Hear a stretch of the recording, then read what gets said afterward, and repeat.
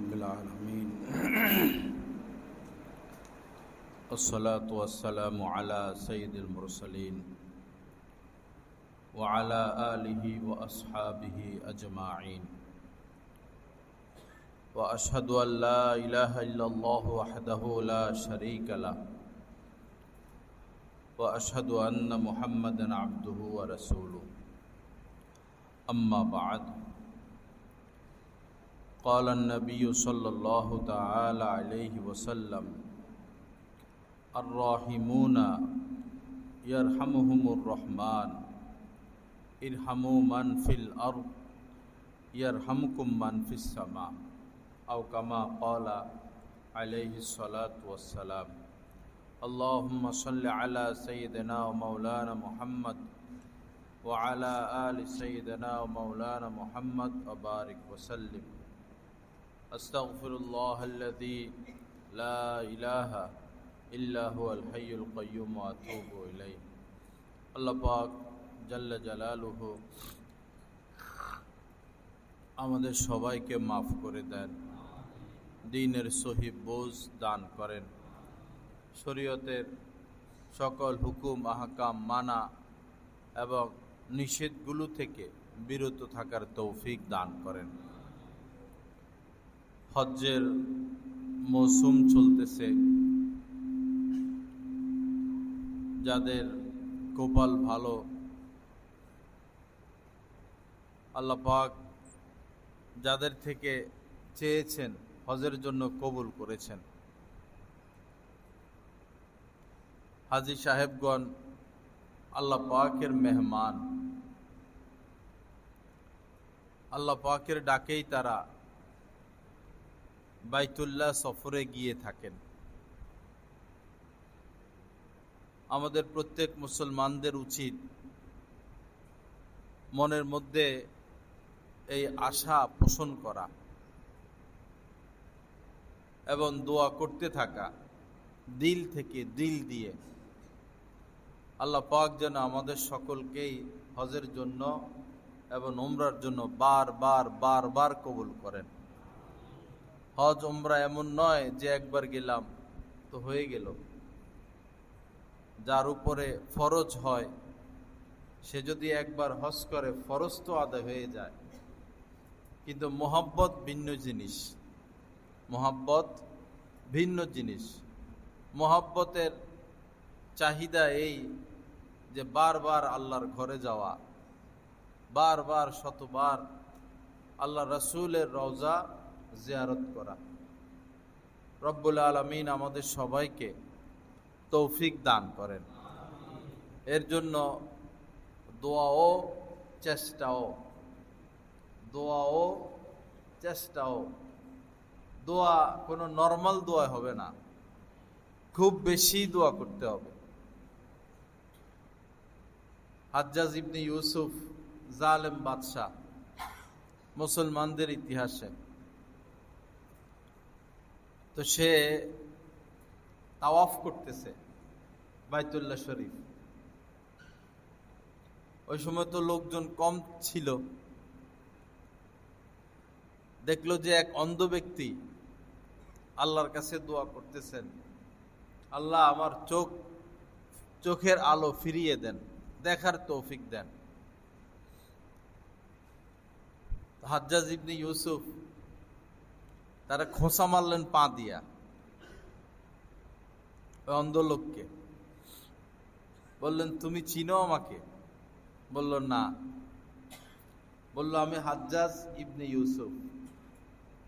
এই সে ভয় কাঁপা শুরু করলো।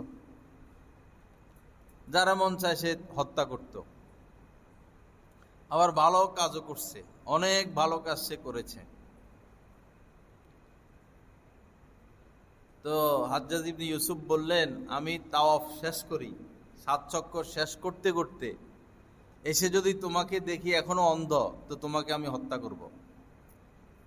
আমার তাওয়াফ শেষ হওয়ার আগে আগে যদি তোমার চোখের আলো তুমি ফিরে না পাও, তো তোমাকে আমি হত্যা করব। এখন পুলিশ একজনও দিয়ে দিচ্ছেন তার সাথে, পলাইতে যেন না পারে। আর হাজ্জাজ ইবনে ইউসুফ এমন লোক যেটা বলবে সেটা করবে। এরপরে সে ঠান্ডা মাথায় তাওয়াফ করতেছে। তো এই অন্ধ লোক এতক্ষণ তো দোয়া করতেছেন চোখের আলোর জন্য, এখন তো তার জীবনই শেষ। এখন দুই দোয়া, এক হইল আল্লাহ জীবনটা বাঁচাও, হাজ্জাজের হাত থেকে বাঁচাও, তাড়াতাড়ি চোখের আলো ফিরিয়ে দাও। 7 চক্কর হাজ্জাজ ইবনে ইউসুফ দিয়ে এসে দেখলো যে এই অন্ধ লোক এখন চোখে দেখে, অন্ধ লোক চোখে দেখে। পরে হাজ্জাজ বলল, যেভাবে তুমি দোয়া করতেছিলে জীবনে কোনোদিন চোখের আলো ফিরে পাইতে না। এরকম দোয়া আল্লাহ কবুল করে না। দোয়ার মতো দোয়া করতে হবে, দিল থেকে, কাকুতি মিনতি করে, রোনাজারি করে, একবারে দিলের গহীন থেকে। তো তোমার দোয়ার মধ্যে আমি সেই প্রাণ দেখি নেই, এজন্য এই কথা বললাম। পরবর্তীতে তুমি দিল দিয়া, প্রাণ দিয়া, মন দিয়া দোয়া করেছো, আল্লাহ তৎক্ষণাৎই তোমার দোয়া কবুল করছেন। আমরা দোয়া করি সত্য, কিন্তু আমাদের দোয়ার মধ্যে প্রাণ নাই, নিষ্প্রাণ। তো হজ উমরা এটা কপাল, ভাগ্য, নসিব, দোয়া, চেষ্টা। সবার কপালে হজ জুটে না, সবার কপালে আল্লাহ রাসূলের রওজা জুটে না। মানুষ ঘুরে, কত দেশ সফর করে, হতভাগা সব। এই আবুধাবি যায়, কক্সবাজার যায়, মিশর যায়, ঘুরে, কিন্তু আল্লাহর ঘর দেখতে যায় না। আল্লাহর ঘরের প্রতি, রাসূলের রওজার প্রতি এই মানুষদের মহব্বত দেখা যায় না। বড় হতভাগা তারা। আল্লাহ পাক জাল্লে জালালু আমাদেরকে বারবার আল্লাহর ঘর দেখার তৌফিক দান করেন। যারা হজে যান, হাজী সাহেবগণ, তাদের কাছে দোয়া চাওয়া, এবং হাজী সাহেবগণ যখন ফিরে আসেন হজ থেকে, তো ছুটে যাওয়া, গিয়ে তাদের থেকে দোয়া নেওয়া। কারণ হাদিস শরীফের মধ্যে এসেছে, হযরত আবু হুরায়রা রাদিয়াল্লাহু তাআলা আনহু থেকে বর্ণিত, যে ব্যক্তি আল্লাহর উদ্দেশ্যেই হজ করে, যে ব্যক্তি শুধু কেবলমাত্র আল্লাহ পাকের রাজি খুশির উদ্দেশ্যেই হজ করে, এবং হজে গিয়ে কোনো অশ্লীল কথা ও কাজ করে না, অশ্লীল কথা এবং কোনো কাজ করে না, এবং পাপ থেকে বিরত থাকে, আল্লাহর জন্য হজ করে, হজে গিয়ে কোনো অশ্লীল কথা কাজ থেকে করে না এবং পাপ থেকে বিরত থাকে। হুজুর পাক সাল্লাল্লাহু আলাইহি সাল্লাম বলেছেন, এই লোকটি যেদিন তার মায়ের গর্ভ থেকে জন্ম নিয়েছিল, তার জন্ম যেদিন হয়েছিল সেই দিন সে যেমন নিষ্পাপ ছিল, হজ থেকে সে এভাবে নিষ্পাপ হয়ে ফিরে আসে, হজ থেকে নিষ্পাপ হয়ে ফিরে আসে। কত বড় কথা! এবং নবীজি বলেছেন যে হজে গিয়ে এই খারাপি থেকে বেঁচে থাকে, অশ্লীলতা থেকে বেঁচে থাকে, পাপ থেকে বেঁচে থাকে, তার একমাত্র পুরস্কার হলো জান্নাত, তার একমাত্র পুরস্কার হলো জান্নাত। তো হাজী সাহেবগণ আসলে তাদের সাথে গিয়ে দেখা করা, যাওয়ার আগে দেখা করা, এই আশায় যেন আমাদেরও নসিব হয়ে যায়, আমাদেরও নসিব হয়ে যায়। এই ক্ষেত্রে কার্পণ্যতা ঠিক না। আমাদের বেশিরভাগ মুসলমানদের এই চিন্তা ভাবনা, যারা গরিব, যে টাকা পয়সা হইলে পরে হজ করব, বা টাকা পয়সা আছে কিন্তু তেমন কোনো আগ্রহ নাই, তেমন কোনো অনুভূতি নাই, এই এক রকমের জিন্দেগি, ভালোবাসা নাই, ভালোবাসা বিহীন ইবাদত বন্দেগী। ভালোবাসার সাথে, মহব্বতের সাথে 2 রাকাত ভালোবাসাহীন 2 রাকাত, আকাশ পাতাল পার্থক্য, আকাশ পাতাল পার্থক্য। আল্লাহ পাক ভালোবাসা চান, মোহব্বত চান। ইবাদত বন্দেগীর জন্য তো ফেরেশতার অভাব নাই। কোটি কোটি ফেরেশতা রুকু অবস্থায় আছে, কোটি কোটি ফেরেশতা সেজদা অবস্থায় আছে, আর কোনোদিন তারা সেজদা থেকে মাথা উঠাবেন না। কোটি কোটি ফেরেশতা কিয়াম অবস্থায় আছেন, আল্লাহ পাকের তাসবিহ পাঠ করতেই আছেন। ইবাদতের জন্য তো ফেরেশতা অনেক বেশি যথেষ্ট।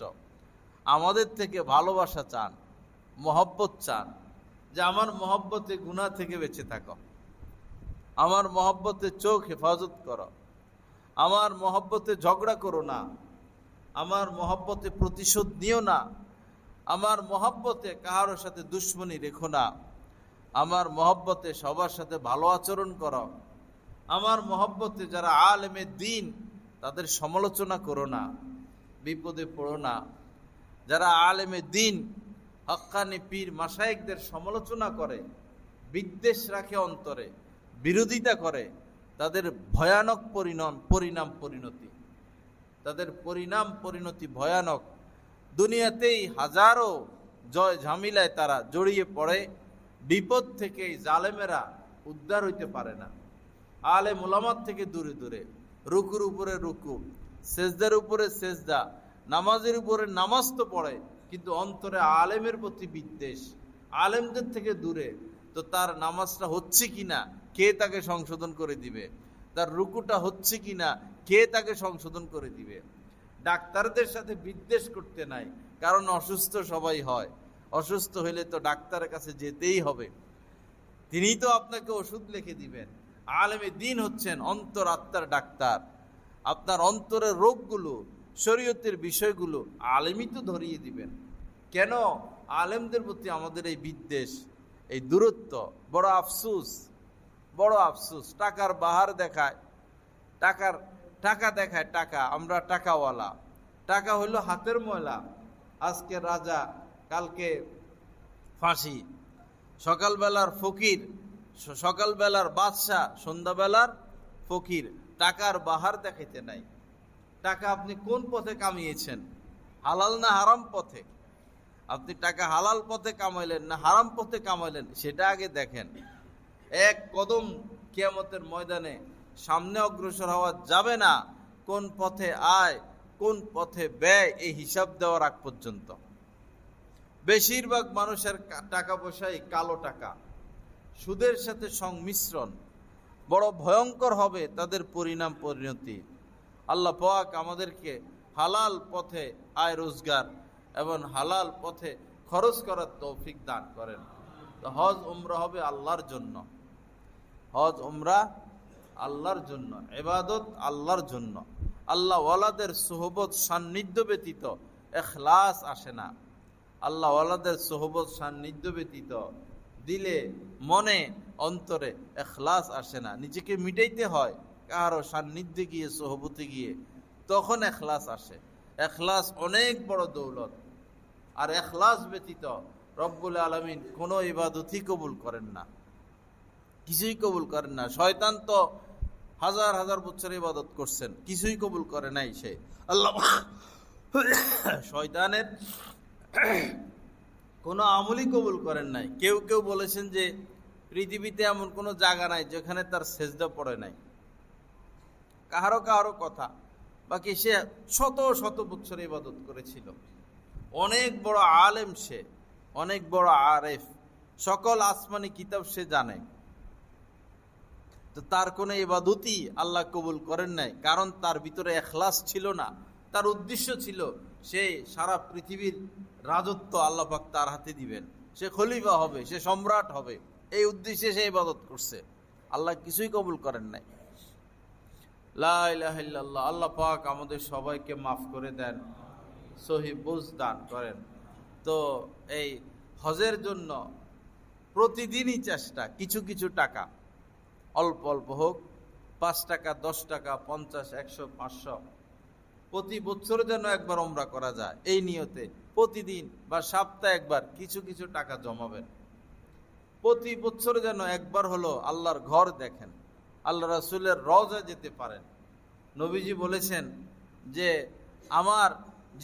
আমার মৃত্যুর পর যদি কেউ আমার কবর জিয়ারত করে, কেমন যেন সে আমার জীবদ্দশায় আমার জিয়ারত করলো। কত বড় কথা! নবীজি বলেছেন যে যে আমার কবর জিয়ারত করবে, আমার রওজা জিয়ারত করবে, আমার উপর ওয়াজিব হয়ে যায় তার জন্য সুপারিশ করা। তার জন্য সুপারিশ করা আমার জন্য ওয়াজিব হয়ে যায়। কয় টাকা লাগে ভাই উমরা করতে? একটু হিম্মত করলেই তো হয়, আপনি নবীজির সুপারিশ পাবেন।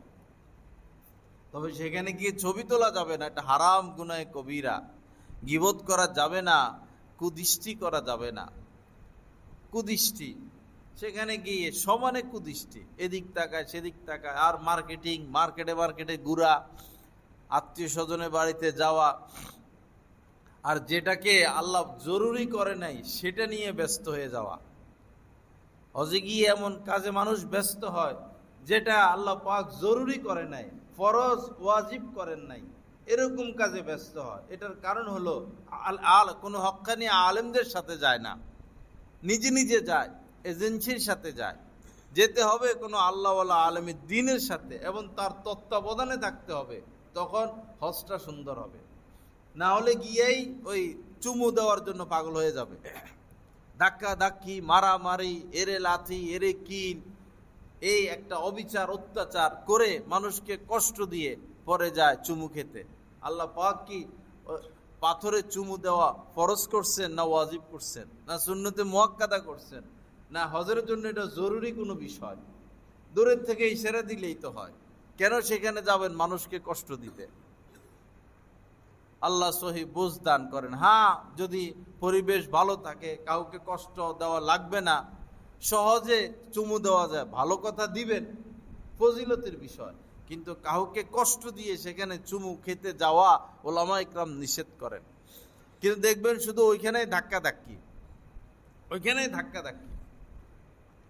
আল্লাহ হেফাজত করেন, আল্লাহ পাক আমাদেরকে মাফ করে দেন। তো হজ দুই কাজ করা, হজ উমরার জন্য প্রতিদিন কিছু কিছু বা সপ্তাহে কিছু কিছু টাকা জমানো, আর দোয়া, দিল থেকে দোয়া। টাকা হইলেই যে হজ করতে পারবেন এমন না। আমাদের একজন বড় আলেম ছিলেন, হযরত নকশবন্দি রহমতুল্লাহ আলাই। তিনি বললেন যে আমার সাথেই যাচ্ছিল, পিতাও ডাক্তার, ছেলেও ডাক্তার, উমরা করবেন। পরে হেরেম শরীফে ঢুকে একটু পরে কাবা, এখনো কাবা চোখে পড়ে নাই। তো ডাক্তারের ছেলেও ডাক্তার, ওই ডাক্তার বলল আমার কাছে খারাপ লাগতেছে, আমার মনে এটা আসে সেটা আসে, আমার ভালো লাগতেছে না, আমি যাব না। দেখেন, সে মসজিদে হারামের মধ্যে, আর একটু গেলেই আল্লাহর ঘর সে দেখে, সে যাবেই না। তাকে কতভাবে বোঝানো হলো, না আমি যাব না, আমি ভিতরে যাব না, যাবেই না সে। অথচ সে সুস্থ, অথচ সে পাগল হয় না, জ্ঞানী। পরে হোটেলে ফিরে আসলো, তাড়াতাড়ি প্রস্তুতি নিয়ে সে তার দেশে চলে আসলো। হেরেমে গিয়েও আল্লাহর ঘর দেখার তৌফিক হয় নাই। হয়তো বেয়াদবি করেছে, হয়তো সীমা লঙ্ঘন করেছে, হয়তো আল্লাহর ঘর দেখার সেই গুরুত্ব তার অন্তরাত্মায় ছিল না। যারা হেরেম শরীফে থাকে, বাইতুল্লাহর আশপাশ হেরেম শরীফে থাকে এবং সেখানে ইবাদত করে, তাদের প্রতি আল্লাহ পাক প্রতিদিন 120টা রহমত নাজিল করেন। কয়টা? 120টা। এই 120টার মধ্যে 60টা রহমত হলো যারা সেখানে তাওয়াফ করেন, যারা তাওয়াফ করেন তাদের জন্য 60টা রহমত, যারা সেখানে গিয়ে নামাজ পড়েন তাদের জন্য 40টা রহমত, মোট 100। আর 20টা রহমত যারা শুধু কাবা দেখে, বসে বসে শুধু কাবা দেখে, তাদের প্রতি 20টা রহমত আল্লাহ পাক নাজিল করেন। তবে তাওয়াফ অবস্থায় কাবার দিকে না তাকানো। তাওয়াফ অবস্থায় যদি আপনার বুক সিনা আল্লাহর ঘরের দিকে ফিরানো হয়, তাহলে এই আল্লাহর ঘরের দিকে ফিরিয়ে যতটুকু জায়গা তাওয়াফ করলেন তাওয়াফ হয় নাই, আপনাকে আবার পিছনে আসতে হবে। কারণ ঘর তো উদ্দেশ্য না, উদ্দেশ্য তো কে? আল্লাহ। যারা হজে গিয়েছেন একটু ভেবে দেখুন তো, কতবার আল্লাহর ঘরের দিকে আপনাদের সিনা ঘুরেছে, কতবার তাকাইছেন? তাওয়াফ অবস্থায় তাকানো যাবে না, তাওয়াফ অবস্থায় সিনা কিবলার দিকে দেওয়া যাবে না। কারণ এই ঘর আমাদের উদ্দেশ্য না, উদ্দেশ্য আল্লাহ। এই নামাজ যেভাবে আমরা পড়ি, দাঁড়িয়ে নিচের দিকে তাকিয়ে থাকি, আল্লাহর দয়া আল্লাহর রহমত নিচের দিকে আমরা তাকিয়ে থাকি, তাওয়াফ ইবাদত নিচের দিকে তাকিয়ে তাকিয়ে কাবাকে হাতের বাম পাশে রেখে চতুর্পাশে ঘুরা। আমরা ভিক্ষুক দেখবেন অনেক সময় চতুর্পাশে ঘুরে, ভিক্ষা না দিলে আপনার চতুর্পাশে ঘুরে, বাড়ির চতুর্পাশে এসে ভিক্ষুকরা ঘুরে। আমরা ভিক্ষুক আল্লাহর দয়া মায়া পাওয়ার জন্য আল্লাহর ঘরের চতুর্পাশে আমরা ঘুরতেছি, আমরা ভিক্ষুক। সেখানে গিয়ে যদি আপনি কাবার দিকে, কাবা তো উদ্দেশ্য না, কাবার দিকে বারবার আপনার সিনা ঘুরে যায়, কাবা আপনি দেখতে থাকেন, বারবার কাবা ধরতে যান, তাহলে তো এটা তো ইবাদত, আপনার তো ইবাদত হলো না। ওই সময় নজর থাকতে হবে নিচের দিকে, এবং কোনোভাবেই সিনা কিবলার দিকে যেতে পারবে না। আর যাইয়াদের সমানে কাবা ধরেন আপনারা, আপনি তো আপনার হাতের ময়লা আল্লাহর ঘরে লাগিয়ে দিলেন। কাবা ধরতে যাবেন কেন আপনি? কাবা ধরার মধ্যে কি ফজিলত?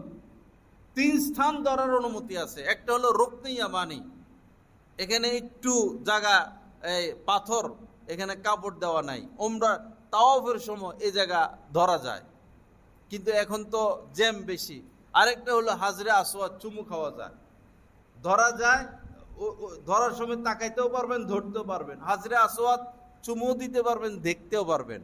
আর যেটা ধরা যায় সেটা হলো হাজরে আসওয়াদ থেকে আল্লাহর ঘরের দরজা পর্যন্ত, এটাকে বলে মুলতাজাম। এই মুলতাজাম আপনি স্পর্শ করতে পারবেন। আর অন্য কোনো জায়গা আল্লাহর ঘর ধরার অনুমতি নাই। কিন্তু যায় কাম করতে, হস্তা হস্তি, দস্তা দস্তি, নারী পুরুষ, না মাসলা, না নিজেকে বাঁচিয়ে রাখা, মানে সহজ বিষয় হলো কোনো আলেমে দ্বীনের সাথে না যাওয়ার কারণে এই মানুষগুলোর, যেহেতু কাবা একটা আকর্ষণ, মানুষকে টানতে থাকে, যার কারণে এটা করে। কিন্তু এসকো দেখালে তো হবে না, মাসআলা মোতাবেক কাজ করতে হবে। আল্লাহ সহি বুঝ দান করেন। অনেকে তো আছে প্রতিদিনই 4-5 বার চুমা দিব, আর গপ মারবো। আপনি যে হারাম কাজ করে আসছেন, মানুষের ধাক্কাইয়া, লাথি মারা, কিল মারা, ঘুষি মারা, সে কথা কে বলবে? চুমু দেওয়াকে ফরজ করছেন আল্লাহ পাক। যেটা জরুরি, গুনাহ থেকে বাঁচা, ছবি ভিডিও থেকে বাঁচা ফরজে আইন, নজর হেফাজত করা ফরজে আইন, গীবত থেকে বাঁচা ফরজে আইন, অন্য কাউকে কষ্ট দেওয়া যাবে না ফরজে আইন। ফরজের খবর নাই, অন্য কাজ নিয়ে সবাই ব্যস্ত আছে, অন্য কাজ নিয়ে ব্যস্ত। আফসোস মানুষকে নিয়ে। এবাদত করবে, এবাদতের আগাও বুঝে না, গোড়াও বুঝে না, মাতবুরি আর মাতবুরি। লা ইলাহা ইল্লাল্লাহ। আল্লাহ আমাদেরকে সহি বুঝ দান করেন, বারবার আল্লাহর ঘর জিয়ারতের তৌফিক দান করেন। হযরতে নাসাই শরীফের হাদিস, হযরতে আব্দুল্লাহ ইবনে মাসউদ রাদিয়াল্লাহু তাআলা থেকে বর্ণিত, তিনি বলেন যে হুজুর পাক সাল্লাল্লাহু আলাইহি সাল্লাম বলেছেন, তোমরা একাধারে হজ উমরা করতে থাকো। সুবহানাল্লাহ। টানা, বারবার, ধারাবাহিক, একাধারে হজ উমরা করতে থাকো। কেননা হজ উমরা মানুষের আগুন যেভাবে লোহা থেকে, স্বর্ণ থেকে ময়লা দূর করে দেয়, হজ উমরা মানুষের গুনাহ এবং দারিদ্রতা এভাবে দূর করে দেয়। কিছু ইবাদত এমন আছে যে দেখতে দেখা যায় টাকা শেষ হয়ে যাচ্ছে, আসলে আমাদের তো অন্তর্চক্ষু নাই। যেমন যাকাত দিলে আমরা মনে করি টাকা শেষ হয়ে যাচ্ছে, মিছা কথা। দান সদকা দিলে আমরা মনে করি টাকা শেষ। না ভাই, আপনার ধারণা সঠিক না। মা নাকাসা সাদাকাতুন মিন মাল। দান সদকা কখনো মালকে কমাইতে পারে না, মালে বরকত হয়। আপনি মসজিদে 500 টাকা দিয়েছেন, আপনার শনিবারে শুক্রবারে দিয়েছেন, শনিবারে আপনার এমন রোগ হওয়ার কথা ছিল, আপনি ল্যাবেডে ভর্তি হয়ে 2 লাখ দিয়ে আসতেন, অথচ মসজিদে 500 টাকা দেওয়ার কারণে আপনি অসুস্থ হইলেন না সুস্থ হইলেন, তো লস হইল না লাভ হইল? তদ্রূপ হজ উমরা গেলে বাহ্যিকভাবে দেখা যায় টাকা খরচ হচ্ছে, টাকা খরচ হচ্ছে না, বরকত বরকত বরকত বরকত। ঘুরে আসেন হজ থেকে উমরা থেকে, দেখবেন কি পরিমাণ বরকত হচ্ছে আয় রোজগারে, ব্যবসা বাণিজ্যে। তবে গুনাহ থেকে বেঁচে থাকতে হবে। গুনাহ, চোখ খারাপ, বুড়াদেরও চোখ খারাপ, পারে শুধু আলেম ওলামার সমালোচনা করতে। চোখ যে খারাপ, অন্তর যে খারাপ, হিংসা আক্রান্ত, সুদ খাচ্ছে, ঘুষ খাচ্ছে, নিজের দিকে তাকায় না, অন্যকে নিয়ে ব্যস্ত, অন্যকে নিয়ে ব্যস্ত। আল্লাহ হেফাজত করেন, সহি বুঝ দান করেন, গুনাহ মুক্ত জিন্দেগি নসিব করেন। তো নবীজি কি বললেন? যে বারবার বারবার একাধারে টানা ধারাবাহিক হজ উমরা করতে থাকো। এই হজ উমরা লোহা আর স্বর্ণকে, আগুন লোহা আর স্বর্ণ থেকে যেভাবে ময়লা দূর করে, তোমার বারবার হজ উমরা তোমার দারিদ্রতা এবং তোমার গুনাহকে এভাবে দূর করে দিবে। আল্লাহ তৌফিক দান করেন, বারবার আমাদেরকে যাওয়ার তৌফিক দান করেন। হুজুর পাক সাল্লাল্লাহু আলাইহি সাল্লাম বলেছেন যে কেবলই আল্লাহর জন্য হজ করবে, হাজী হওয়ার জন্য না, হাজী সাহেব হওয়ার জন্য না, নামের শুরুতে আল হাজ লেখার জন্য না। দেখবেন আলেম ওলামাদের নামের শুরুতে হাজিও নাই, আল হাজও নাই, আছে? দেখেন তো, আলেম ওলামারা কি হজ করে না? কোন আলেমের নামের শুরুতে হাজি আছে, আলহাজ আছে? বেশিরভাগ আলেম ওলামাই তো হজ করতেছেন। হাজি আর আলহাজ সাধারণ মানুষ লাগায়। কেন লাগাবেন আলহাজ আর আলহাজি? কেন লাগাবেন? কি দরকার? এটা লাগাচ্ছেন তার মানে দেখাচ্ছেন আমি হজ করেছি। দরকার কি? আপনাকে কেউ হাজি সাহেব বললে বলে দিবেন আমার নাম বলে আমাকে ডাকো, আমার নাম বলে আমাকে ডাকো, আমার মা বাবা আমার নাম রেখেছেন, সেই নাম বলে আমাকে ডাকো। হাজি সাহেব বলে ডাকার প্রয়োজন কি? কিন্তু হাজি সাহেব বলে না ডাকলে মাইন্ড করে, কষ্ট পায়, ব্যথিত হয়, আঘাত পায়। লা হাওলা ওয়ালা কুওয়াতা ইল্লা বিল্লাহ। আল্লাহ হেফাজত করেন। তো আল্লাহ পাক কি বলেন, আল্লাহ রাসূল কি বলেন? আল্লাহর জন্য যে হজ করলো, হজে গিয়ে 3 কাজ করলো না, কোনো গুনাহ করলো না, কোনো গুনাহ করলো না, এবং অশ্লীল কথা কাজ থেকে বিরত থাকলো। 3টা কথা। আল্লাহর জন্য হজ একটা কথা, হজে গিয়ে অশ্লীল কথা এবং কাজ থেকে বিরত থাকলো এবং পাপ থেকে বিরত থাকলো। তার ফজিলত কি? নবীজি বলেন যেদিন সে জন্মগ্রহণ করেছিল নিষ্পাপ হয়ে, তার জন্মের দিন সে যেমন নিষ্পাপ ছিল, হজ থেকে সে এভাবে নিষ্পাপ হয়ে ফিরে আসবে। কত বড় কথা! আল্লাহ আমাদেরকে এরকম হজ উমরা করার তৌফিক দান করেন, বারবার বারবার যাওয়ার তৌফিক দান করেন। বড় কঠিন যে কথা নবীজি বলেছেন, সবচেয়ে কঠিন, বড় কঠিন, খুব মনোযোগ দিয়ে শুনবেন। সবচেয়ে কঠিন কথা যেটা বলেছেন নবীজি, যে দারিদ্রতা, কঠিন দারিদ্রতা, কোন জালেম বাদশার বাধা অথবা অসুস্থতা। 3টা কথা নবীজি বলেছেন। কোনো ব্যক্তি হজে যেতে পারে না, 3টা কারণ: অনেক গরিব, অথবা জালেম বাদশার বাধা, অথবা সে অসুস্থ, বেশি অসুস্থ। এই 3টা কারণ ব্যতীত যার উপর ফরজ, অথচ সে হজ করলো না, নবীজি বলেন ফালিয়ামুত ইনশাআ ইয়াহুদিয়ান ওয়া ইনশাআ নাসরানিয়ান। হজ করলো না আর সে এখন মৃত্যু সজ্জায় মারা যাবে, নবীজি বলেন সে যদি চায় ইহুদি হয়ে মরুক, অথবা সে যদি চায় খ্রিস্টান হয়ে মরুক। কিরকম কথা বললেন! 3 জিনিস যাকে বাধা দিল না, কি? অতি দারিদ্রতা, খাইতে পায় না, অথবা সরকারিভাবে নিষেধাজ্ঞা, অথবা এই কি অসুস্থতা। এই 3 জিনিস ছাড়া, এই 3 জিনিস ব্যতীত যার উপর হজ ফরজ, সে হজ করলো না, হজ করলো না। আর এমত অবস্থা যে তার উপরে সে এখন মরণাপন্ন। তো নবীজি বলেন ফালিয়ামুত ইনশাআ ইয়াহুদিয়ান, তার যদি মন চায় সে হজ করলো না কেন, সে এখন ইহুদি হইয়া মরুক অথবা সে নাসারা হইয়া মরুক। আপনার আজকে টাকা আছে, আপনার কাছে টাকা পয়সা আছে, আপনি যাবেন যাবেন যাবেন যাবেন হজ করলেন না, পরে আপনি গরিব হয়ে গেলেন, হতে তো পারে। তো এখন আর কেমনে হজ করবেন? কিন্তু ওই ফরজটা আপনার উপর রয়ে গেল। টাকা পয়সা থাকা অবস্থায় যে হজ করলেন না, ফরজ ছিল, ওই ফরজটা আপনার উপর রয়ে গেল। এখন গরিব আর আপনার টাকা পয়সা হলো না, আপনি মারা গেলেন, একটা ফরজ আদায় না করে আপনি কবরে গেলেন। আর ছেলে মেয়ের উপরে কোনো আস্থা নাই, ছেলে মেয়ের উপরে কোনো আস্থা, আপনার মৃত্যুর পরে আপনার জন্য যে কিছু করবে কোনো আস্থা নাই, বুঝে যাবে না তা আপনার মৃত্যুর পরে তারা দিনের উপরে থাকবে না দিন ত্যাগ করবে, বুঝাই মুশকিল, বলাই মুশকিল।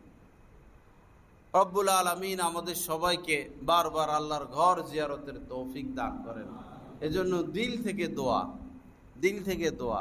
এবং যে যারা এই বছর আল্লাহর ঘরের মেহমান, তাদের জন্য দোয়া করা, তারা যেন নিরাপদে যেতে পারে এবং নিরাপদে ফিরে আসতে পারে। আল্লাহ পাক পবিত্র কোরআনের মধ্যে বলেছেন ওয়ালিল্লাহি হাজ্জুল বাইতি মান ইসতাতা ইলাইহি সাবিলা, আল্লাহর সন্তুষ্টির উদ্দেশ্যে প্রত্যেক মানুষের উপর আবশ্যকীয় কর্তব্য, ফরজে আইন, আমার ঘরের হজ করা, বাইতুল্লাহ হজ করা। মান ইসতাতা ইলাইহি সাবিলা, যে ওখানে যাওয়ার মতো ক্ষমতা রাখে, ভাড়া আছে, আসা যাওয়ার মতো টাকা আছে, আর এই কয়দিন পরিবার চলবে, এই অবস্থায় যে পৌঁছে, আনুমানিক 6.5-7 লাখ টাকা এরকম সম্পদ, এরকম টাকা পয়সা যার কাছে আছে, তার উপরে হজ ফরজ। দেরি না করি, আল্লাহ আমাদের সবাইকে তৌফিক দান করেন।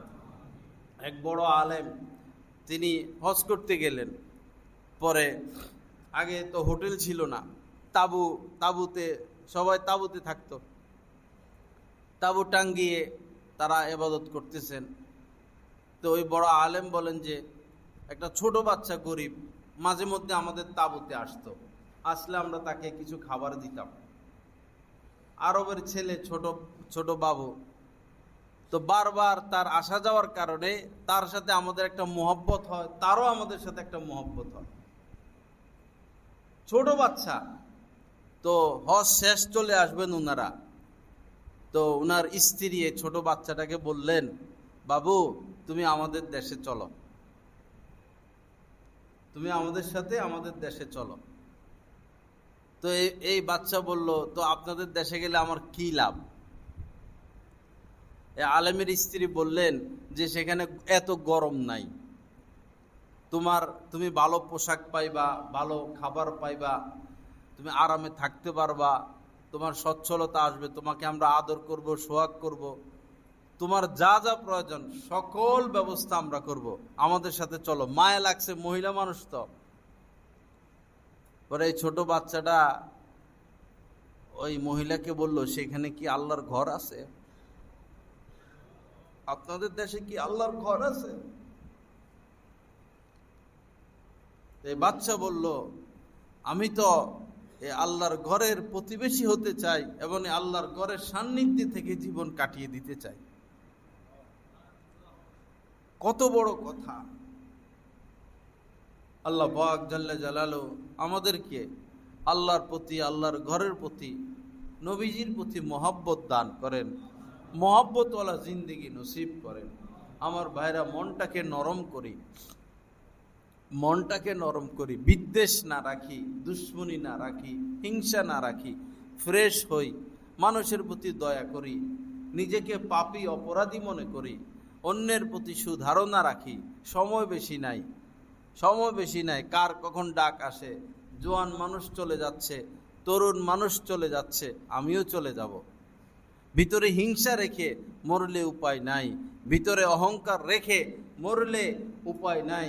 আলেম ওলামা আল্লাহ ওয়ালাদের ব্যাপারে কুধারণা এবং বিদ্বেষ রেখে যদি বিদায় নেন, আপনার অবস্থা হবে বড় কঠিন। আল্লাহ পাক জাল্লা জালালু আমাদের সবাইকে মাফ করে দেন এবং এসলাহে কামেল নসিব করে দেন। তো কয়দিন না হইলো এটা, এক সপ্তাহ আগে আল্লাহর ঘর নিয়ে একটা কবিতা লেখার তৌফিক হয়েছে আলহামদুলিল্লাহ। মোট 3টা লেখার তৌফিক হয়েছে আল্লাহর ঘর নিয়ে। তো আশা রাখি একটা কবিতা শুনলে আল্লাহর ঘরের প্রতি আমাদের প্রেম ভালোবাসা আসবে। আল্লাহ সবাইকে তৌফিক দান করেন।